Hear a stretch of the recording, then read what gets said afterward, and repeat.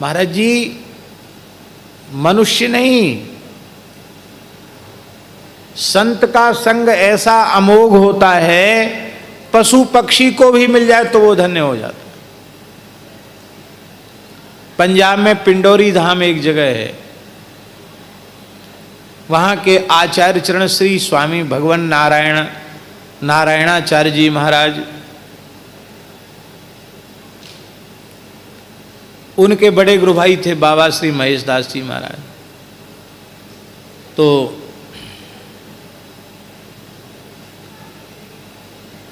भगवान नारायणाचार्य जी महाराज तो गद्दी पे विराजे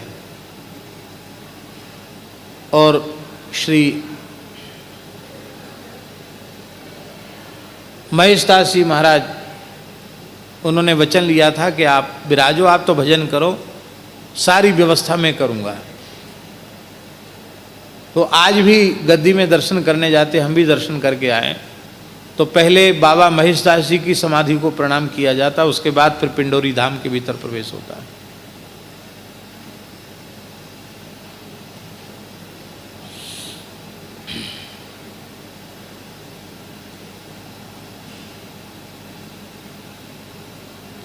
और ध्यान से सुने, तो बाबा महेश दास जी महाराज बड़े सिद्ध पुरुष थे। आज भी उनकी समाधि बिल्कुल जागृत समाधि है।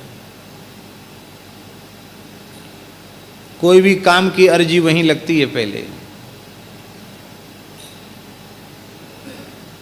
समाधियों के बहुत चमत्कार होते, आज भी संतों की समाधि साक्षात है।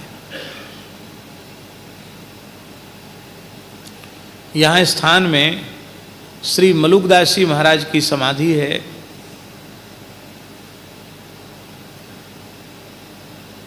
मनुष्य की बुद्धि में जो बात समाहित नहीं हो सकती, असंभव काम भी यहाँ संभव हो जाते हैं। असंभव काम, लोग तो पीछे पड़ते हैं, महाराज बड़े दुखी हैं, अब हम कैसे पिंड छुड़ावें, हम कोई तंत्र मंत्र जंत्र तो जानते नहीं और इसमें ज़्यादा भरोसा भी नहीं करते हैं और करना भी नहीं चाहिए, राम राम छोड़ के इधर उधर ध्यान देना नहीं चाहिए।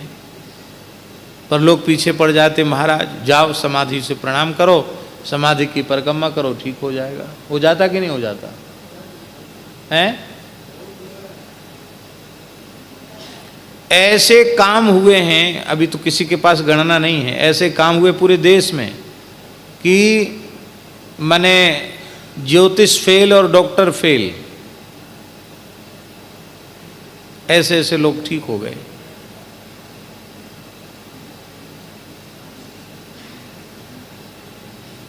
जहाँ श्रद्धा से काम बना वहीं बिल्कुल बस श्रद्धा की बात। कई घटनाएं तो ऐसी, कई साल पुरानी बात है, गुरु पूर्णिमा का अवसर था, बड़ी भीड़ थी और एक वैष्णव परिवार, परम पूज्य प्रातस्मरणीय श्री महंत वैष्णव दास जी महाराज का शरणागत परिवार, गोरेदाऊ जी वाले बड़े महाराज जी, उनका परिवार आया, उनसे जुड़ा हुआ परिवार था, वैश्य परिवार। और दोनों रोने लगे। क्यों रो रहे हो? बोले महाराज बिटिया की उम्र बहुत ज़्यादा हो गई, विवाह नहीं हो रहा, हम बहुत दुखी हैं,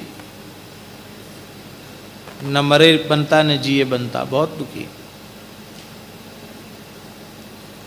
अब भीड़ खूब थी, अब वो उठे नहीं वहाँ सामने से, यहीं की बात है। तो हमने सोचा कि कैसे भी यहाँ से उठें तो सही, लोग पीछे खड़े, गुरु पूर्णिमा का अवसर है। तो मैंने उनको कहा समाधि की परिक्रमा करो। कितनी? तो हमने सोचा 4-5 बताएंगे तो जल्दी करके फिर आ जाएंगे, कहेंगे महाराज कुछ कर दीजिए। तो हमने कहा 108 परिक्रमा करो, राम राम लेते हुए 108 परिक्रमा करो। वो दोनों पति पत्नी करने लगे। 40-45 परिक्रमा हुई कि उनकी फ़ोन की घंटी बजना शुरू हुई। तो उन्होंने देखा तो कोई परिचित का नंबर नहीं था, तो उसको काट देते, फिर फ़ोन की घंटी बजती, फिर काट देते। एक बार उनको जब ज़्यादा विक्षेप हुआ तो थोड़े परेशान से थे वो सज्जन, उन्होंने कहा अरे क्यों परेशान कर रखा भाई, रॉन्ग नंबर है। तो उन्होंने कहा कि आप अमुक व्यक्ति बोल रहे हैं। हाँ हाँ मैं अमुक बोल रहा हूँ। फिर तो रॉन्ग नंबर कैसे आप बता रहे हैं। तब उनको थोड़ा बोले अच्छा ठीक है, हम पीछे बात करते हैं आपसे, हम इस समय कुछ व्यस्त हैं, थोड़ी देर बाद बात करते हैं। उन्होंने परिक्रमा पूरी कर ली। फिर उन्होंने मिलाया, बोले मैं पहचान नहीं पाया, आपको कुछ ज़ोर से बोल दिया, कहिए क्या बात है। बोले हमने सुना है कि आपकी पुत्री है और हमारे घर में कोई धन का अभाव नहीं है किसी भी प्रकार का। आपने हमारा नाम तो सुना ही होगा। बोले हाँ सुना है, बहुत बड़े आदमी हैं आप तो। बोले हमें और कुछ नहीं चाहिए, हमें तो एक वैश्य परिवार की कन्या, हम वैश्य हैं और हमको एक अच्छे संस्कार संपन्न वैश्य परिवार की बेटी चाहिए जिसके घर में वैष्णवता हो, ऐसी बेटी चाहिए। तो आपकी एक बेटी विवाह के लिए है। तो उन्होंने कहा बेटी देख, बोले देखना वेखना कुछ नहीं है। क्या देखना है, देख लिया हमने, रिश्ता पक्का। क्या कहा, रिश्ता पक्का। आके बोले महाराज वो तो 108 पर कमा नहीं, 40-50 में पक्का हो गया रिश्ता। संयोग की बात है, श्रद्धा की बात है। अब वो बिटिया बहुत अच्छे सुख परिवार में बहुत सुखी है। अब तो बालक भी बड़े बड़े हो गए।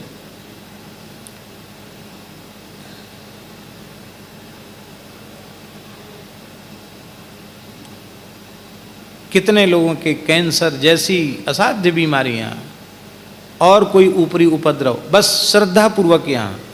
यह हम इसलिए नहीं कह रहे हैं कि यहाँ तुम भीड़ लगाने लग जाओ, हम इसलिए कह रहे हैं कि संतों के स्थान जागृत होते हैं। ये केवल इसलिए आज भी 2 बार कम से कम जाने का अवसर हमें मिला है, 2-3 बार। आलिंदी में श्री ज्ञानेश्वर महाराज की समाधि पर जाते ही अनुभव होता है कि श्री ज्ञानेश्वर महाराज विराज रहे हैं।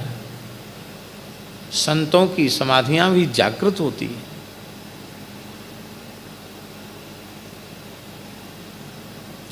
किस प्रसंग में कह रहे थे हम, याद दिलाओ हैं? हाँ पिंडोरी। तो बाबा श्री महेश दास जी की समाधि जागृत समाधि, इस विषय में ये चर्चा चली।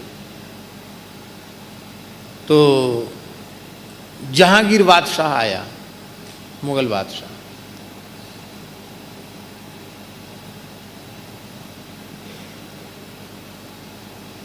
तो पहले बाबा श्री महेश दास जी से ही मिला। अब ये हम बात बता रहे हैं सत्संग की कितनी महिमा है। तो बाबा महेश दास जी महाराज धूना का टिक्कड़ पाते थे, धूना अखंड रहता था, धूना में एक टिक्कड़ बना लेते और उसका एक टुकड़ा, एक कुतिया थी वहाँ, उसको दे देते थे। वहीं रहती थी बेचारी, कोई कोई करने लग जाती तो थोड़ा बचा हुआ उसको दे देते। एक सिद्ध संत की सन्निधि के प्रभाव से जूठन खाते खाते कुतिया सिद्ध हो गई महाराज, कुतिया सिद्ध हो गई। और जहांगीर आया था परीक्षा करने, तो महाराज ने कुतिया के ही सामने नतमस्तक करा दिया बादशाह को। जहांगीर ने प्रणाम किया, बोला बाबा हमने सुना बड़े कमाल फ़कीर हो, ऊंचे सिद्ध हो, मैं भी शाहनशाह हूँ, दुनिया का बादशाह हूँ, खुदा ने बादशाहियत मुझे बख्शी है, मैं कुछ आपकी सेवा करना चाहता हूँ। बाबा बोले नहीं क्या हमारी सेवा, हम एक लंगोटी के बाबा जी फक्कड़, हमको क्या लेना देना, बादशाह तो अपने घर के लिए, हमको नहीं चाहिए, कुछ नहीं चाहिए हमको। नहीं नहीं महाराज मैं भी बादशाह हूँ, मेरे ऊपर कृपा करो, मैं कुछ सेवा करना चाहता हूँ।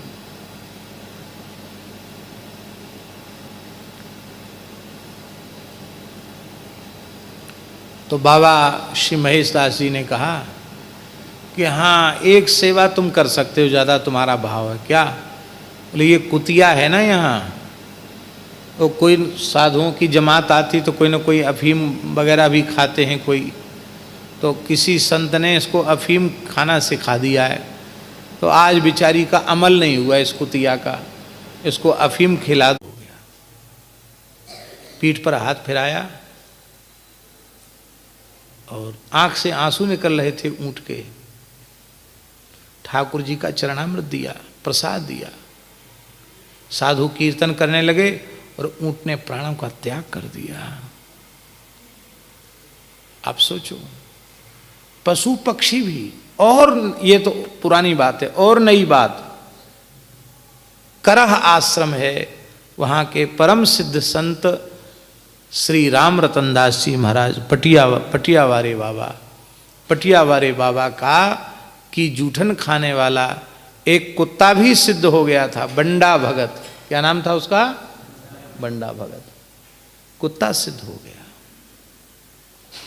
ऐसा वैसा नहीं था वो कुत्ता, महाराज की ही जूठन खाता था। एक बार वो कुछ बाहरी कुत्ते कुतियों के झुंड में चला गया, लौट के आया तो पटियावारे बाबा बड़े नाराज हो गए। चला टट, साधुओं की जूठन खा के कुत्ता कुत्ती विषयी जीवों का संग करता है, साधुओं का संग करके कुत्ता कुत्तियों के पीछे डोलता है। अब मत आना यहां, निकल, आश्रम की परिधि से बाहर चला जा, जा। हमारी जूठन खाता है और विषयी कुत्तों के संग में डोलता है, भजन नहीं करता है। बंडा भगत वहां से गया और महाराज स्थान की सीमा के बाहर एक गड्ढे जैसी जगह थी, उसमें बैठ गया, पड़ गया। अन्न जल सब कुछ त्याग दिया, एकदम मरणासन्न हो गया। तब साधुओं ने कहा, महाराज वो तो खाता पीता नहीं, मर जाएगा बेचारा, कई दिन हो गए, शरीर से दुर्गंध आने लग गई है, रो रहा है केवल। कई दिन तक खाया पिया नहीं उस कुत्ते ने। बाबा अपने पटिया से उठ के आए, बोले हो गया तेरा प्रायश्चित, अब तो दूसरों का संग नहीं करेंगे ना, साधु संग छोड़ के विषयी कुत्तों का संग तो नहीं करेगा। ले प्रसादी ले, कुछ अपना अधरामृत प्रसाद दिया, सोई बंडा ने खा लिया, बंडा ठीक हो गया।